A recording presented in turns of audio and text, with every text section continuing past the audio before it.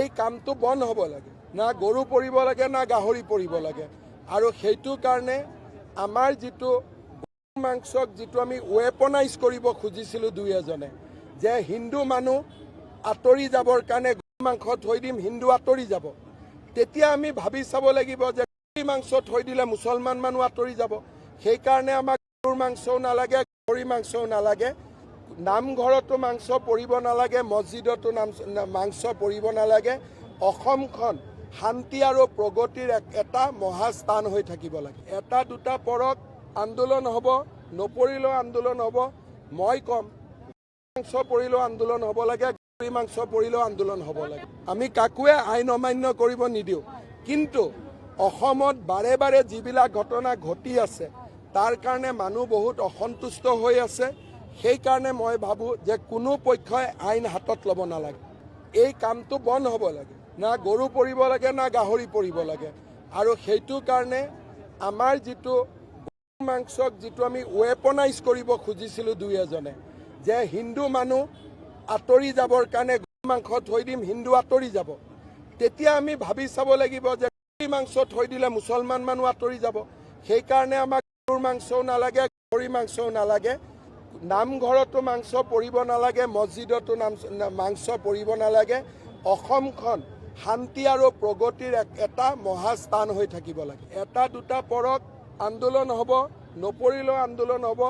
মই ক'ম মাংস পৰিলেও আন্দোলন হ'ব লাগে, গাহৰি মাংস পৰিলেও আন্দোলন হ'ব লাগে। আমি কাকোৱে আইন অমান্য কৰিব নিদিওঁ।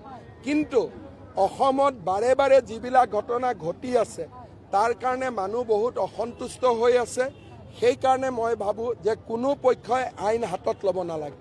এই কামটো বন্ধ হ'ব লাগে। না গৰু পৰিব লাগে না গাহৰি পৰিব লাগে। আৰু সেইটো কাৰণে আমাৰ যিটো মাংসক যিটো আমি ৱেপনাইজ কৰিব খুজিছিলোঁ দুই এজনে, যে হিন্দু মানুহ আঁতৰি যাবৰ কাৰণে গৰু মাংস থৈ দিম, হিন্দু আঁতৰি যাব। তেতিয়া আমি ভাবি চাব লাগিব যে গাহৰি মাংস থৈ দিলে মুছলমান মানুহ আঁতৰি যাব। সেইকাৰণে আমাক গৰুৰ মাংসও নালাগে, গাহৰি মাংসও নালাগে। নামঘৰতো মাংস পৰিব নালাগে, মছজিদতো মাংস পৰিব নালাগে। অসমখন শান্তি আৰু প্ৰগতিৰ এটা মহাস্থান হৈ থাকিব লাগে। এটা দুটা পৰত আন্দোলন হ'ব, নপৰিলেও আন্দোলন হ'ব।